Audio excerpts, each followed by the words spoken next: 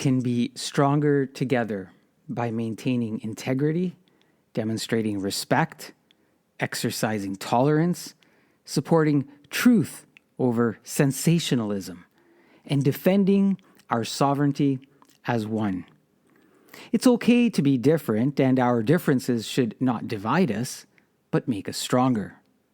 As Canadians and human beings, I hope we all exercise diplomacy, decency, decorum, and determination to persevere over anything or anyone who wants to take away everything we or those that came before us fought for us to have.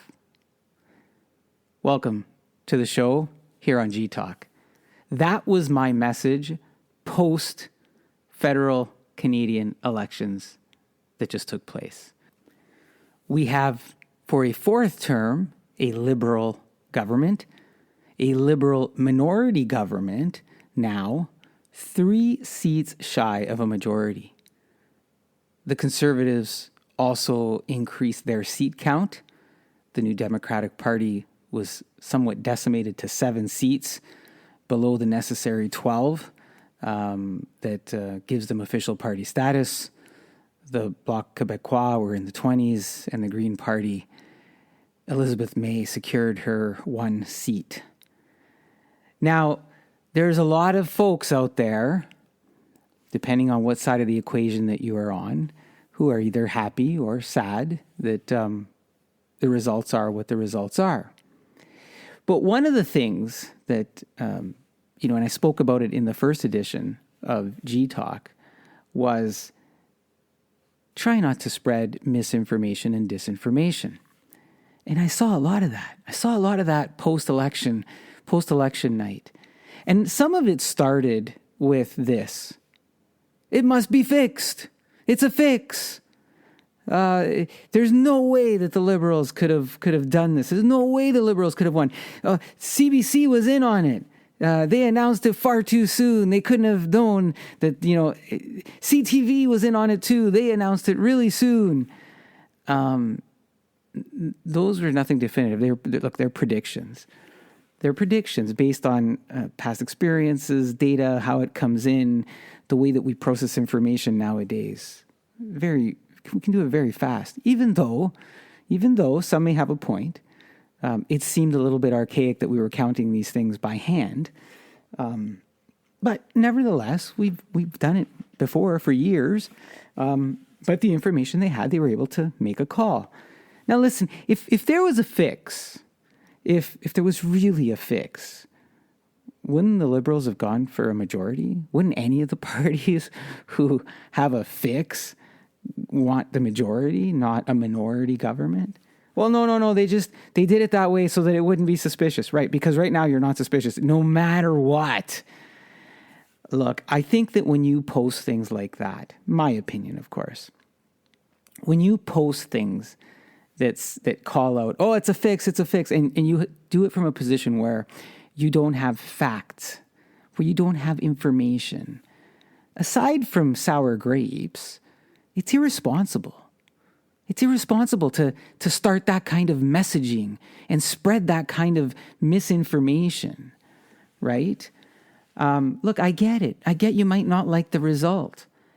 And there's a lot of conversation to be had about, well, you know what, Canadians, how could they do this? How can they not vote for change? Well, but they did vote for change, I think. I think they voted for change because the leader of the Liberal Party is a different leader. His approach is a different approach. And, I was talking with a friend just yesterday, and this friend of mine, he voted Conservative. And I said, oh, so you voted for Pierre Poilievre? And he said, no, I didn't. I said, but you voted Conservative. Well, I voted for the individual in my riding who I thought was the best individual. Subsequently, you voted for Pierre Poilievre. That's the way it works here. If you vote for the person in your riding, the person wins the riding, that seat goes to the party that they're representing. And so you voted for Pierre Poilievre. And there's nothing wrong. If that's who he wanted to vote for, he was entitled to vote for whoever he wanted to and for whatever reasons. But, we're good friends. And I just said, hey, so what was the thing? What made you go that way? And he said, well, I wanted change. I said, well, what kind of change? And he says, well, I just wanted something different than what we had. And I said, well, why? Like, what does that something different give you that you think you don't have? I just thought that the other party had been there for too many years, and I just thought we would do something different. Okay. So I kind of walked away from that, and I scratched my head, and I'm thinking to myself, so he wanted change for the sake of change. Is that a good move when we do that? Is change for the sake of change a good idea? I don't know. I mean, I look at it and I say, if you just make change for the sake of change, here's what I think it does. It disrupts stability, seems to lack purpose, and you end up with risks of unintended negative consequences. So if it's just change for the sake of change and you don't know what you're changing to, then why would you make that change other than to say, well, I don't like the car I'm driving anymore, so I'm going to change. Okay. Does the car get you to where you got to go to? Yeah. Is there something broken in the car? Is it functional? Is it operational? Yeah, it's all those things. But I've had it for a while, so I want something different. What are you going to get? I don't know. I might get that thing over there. Is it new? No, it's been around for a while. Why are you changing the car? I don't know. Maybe the color? I don't know. It just seems to me, and maybe the car analogy is not a great analogy, right? Because you say, well, Canada's broken. That's what Canada's broken. I've been hearing that too. Canada's broken. Canada is not broken. Canada is one of the best countries in the world. You may not like some of the things that are happening in Canada. You may not agree with some of the policies, but Canada is far from broken. Canada, to me, is broken when people post things like, it was fake, it was fixed, you post a flag that's upside down.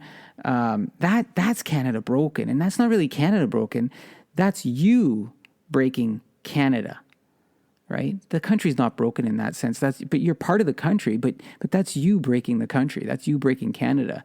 It doesn't mean, folks, listen, it doesn't mean you have to wear rose-colored glasses and see everything as fantastic. Obviously, things that need to be challenged should be challenged. But legitimate things should be challenged, right? Legitimate policy. And you challenge legitimate policy with legitimacy, not conjecture, not rumor, not stories that are fake. I saw this other post, and this one really bothered me too. I saw this other post that alluded to the fact that, well, how could you vote for Mark Carney? He was seen, with pedophiles and, hanging out with pedophiles and look at the reputation. How could you vote for somebody like that? And I thought to myself, did this person actually fact check whatever they just said? And if you fact check what they said, it's been proven over and over that it's a false video that was created. There's some manipulation that happened there. It's untrue. It's untrue. And to me, again, when you post things like that, I think one of my greatest pet peeves is laziness. And I look at those things and I think it's lazy. It's lazy to not fact check, to not have the right information, and then to repost it, again, is irresponsible and it's lazy. It's lazy because the easy thing to do is we see something and it aligns with, with our thoughts, the way that we want something to be, right? The thing that we want to support. It supports that thing. And immediately, the easy thing to do is, and I dread it, it's that little symbol that says share, repost. It's easy. You click the button, you send, you repost, and it's there. Look what I provided to everybody else. This information that should help them make their decisions. And the scary part is that there's other lazy people who consume that and say, oh, that must be true. This person that I know posted it. It must be true. And the reality is it's not true. It's not. So I'm going to provide you with some links to some fact-checking sites on thepathradio.com under tools. If you'll go there, you'll find some links and Use them. Check them out. Do it for yourself. Plug in some of the things that you've heard that you think are true, and see if they really are true. It's just another opportunity to validate something before you go ahead and post it. Now, I don't promote saying, well, look, I want you to vote this way or I want you to vote that way. I might support a particular party or a particular person or a particular cause. And all along I've been saying, I just want to support somebody who is able to demonstrate decency. That's been my criteria. If you have the ability to demonstrate decency towards another human being, then I am interested in hearing how your policies will help deliver that. That's it, right? But there's some folks out there who are tied to a brand, tied to a color, tied to an idea that, if you vote this particular party, it's better than anything else. And again, you're entitled to that opinion. But what I have been doing in a positive, constructive way is providing facts. And so if some of my friends or acquaintances or connections post some of these things that I know are false, I will provide them with the alternative actual facts to what is posted. And I don't do it in a way that I mean to belittle anybody. I'm just say, hey, look, have you had the opportunity to look over here? Or that's not entirely correct because, and I provide them links to facts. And sometimes those facts are news stations, or some of them are independent, research. But between different sources, you can come to the conclusion, yet these have fact-checked each other, right? But here's what's been successful is that as I've done that constructively, a couple of folks have taken their posts down. They've taken the information that they had posted that is false down. It's no longer on social media. And I don't know. None of them really kind of said. Well, one kind of said, "You know what? You're right. I shouldn't have maybe done that." But a couple of the others haven't really said, "You know what? I shouldn't have done that," or it just kind of disappeared. And it's great because for me, it's at least we're not having false information out there, right? We have legitimate information. Let's move forward from a position of strength, and let's do it together. My hope in this minority government, is that we can get back to a place in our political spectrum where we can challenge each other on policies. We can have discussions. We can push each other to be better. I'm saying about the parties, but doing it in a way where we can demonstrate unity and strength. I'm not saying if something egregious happens that we don't call it out, but there's a way to do that where we don't create divisiveness in our country. And we don't need divisiveness in our country. We don't need divisiveness in the world, right? Like our friends to the south, our American friends. And I do consider our Americans friends. I have family and I have friends there, and they are still all of that. Despite all the things that are happening with the tariff wars and things like that, they are still all of that. They're still my friends. They're still the same people that, I loved and laughed with before all of this stuff started. And a lot of it is out of their hands and control. And they're, quite often offer to say so much. And talking about that experience, I had a family member traveling through the United States. If you live in Windsor, Ontario, and you have family in Sault Ste. Marie, Ontario, it's a nice ride to take I-75 from Detroit up to Sault Ste. Marie. You cross over in the Upper Peninsula, or vice versa. And look, we've been doing that for years, right? And there's so many great places to stop along the way. Love stopping at West Branch. There's the Tony's restaurant was one of our favorites as we were heading back home to Windsor, etc. And anyways, this family member was traveling on the Mackinac Bridge, and there was some construction on the Mackinac Bridge. It was down to one lane, and a car full of American youth started honking at them. Then they started flipping their middle finger at them. Then they started screaming obscenities and telling them to go back to their country. This has never happened. In all the years that we've traveled through I-75 through Michigan, this has never happened. And it's disgraceful. It's disgusting. It's not necessary. But there's a culture of concern that is growing there, that these folks feel it's okay to behave in that manner because for some reason they've been empowered to do so. Maybe it's the temperature of things that are going on in the United States. I don't know. But that behavior is not good behavior. And so, I'm remiss in terms of traveling through the United States in any near future because I don't want to have that type of conflict. It's inappropriate. And I would hope that as Canadians, if our friends from America, the United States of America, come here and they're in one of their vehicles, that we don't behave that way, that we demonstrate Canadian decency and treat them as we would want to be treated. Correct the behavior in a way that demonstrates constructiveness and positivity. I know, that's my message. And some people out there might say, well, that's very liberal of you. That's very soft of you. And you know what? If it avoids conflict and we can get along and we can progress and move together, call me what you want to call me, I guess.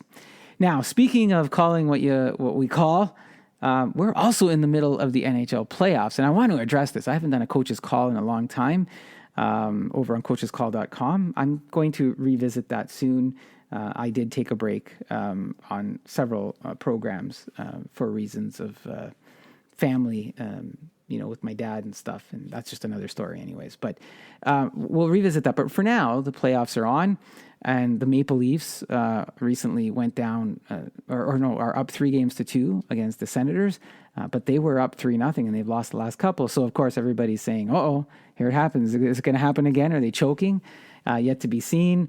We have the Montreal Canadiens who are down against the Washington Capitals in what's been a crazy, fight-filled sort of series so far. But what really is bothering me, and you've heard me talk about this maybe before, is the officiating, the refs. And not just in these two games. I've watched all the other series. This is probably the worst set of ref games that I have seen in a long, long time. The interference from the referees is taking away from the game. The interference from the NHL is also taking away from the game. They are selectively deciding to send messages to some teams or send messages to not other teams, right? So we saw interference from the NHL with the Washington Capitals and the Montreal Canadiens where they've inserted themselves and preventing players from doing certain things before the game, calling the littlest of infractions during the playoffs when the standard isn't always that, or the standard is different in other games. We've seen missed calls, we've seen lopsided games, and I have friends who will say it's not an easy game to ref. It all evens out in the end. You have to be kinder to the referees. It's not. Look at years ago, we only used to have one referee on the ice, only one referee. Now we have two, and we have two because they said, it'll make it easier. It's easier to call things. We've seen games where the ref's looking right at the infraction and they don't call it. Now, I just finished talking about politics and conspiracy theories, so I'm not subscribing to a conspiracy theory that Gary Bettman wants all Canadian teams to lose. I don't think I don't know, but I don't think that is the plan or that he would do something like that or that he can exercise that much control or they control the game that much. But what I do know is that the only consistency in the referee is the inconsistency in the referee. So we've had a lot of inconsistent games, and to me, it's a distraction from the game. You either call all the things or you don't call all the things. You either call all the things regardless if it's the first 60 minutes or if it's the next 60 minutes of overtime. You either call them or you don't call them, so the players aren't confused. And again, it goes back to just establishing what the standard is supposed to be. So that's my miniature G-Talk on hockey. I might cover more on the coach's call soon. We'll see where that ends up. So a little bit of, stronger together, regardless of what it is that we're doing, because we can do it together. Thanks for listening to G-Talk. Take care, folks.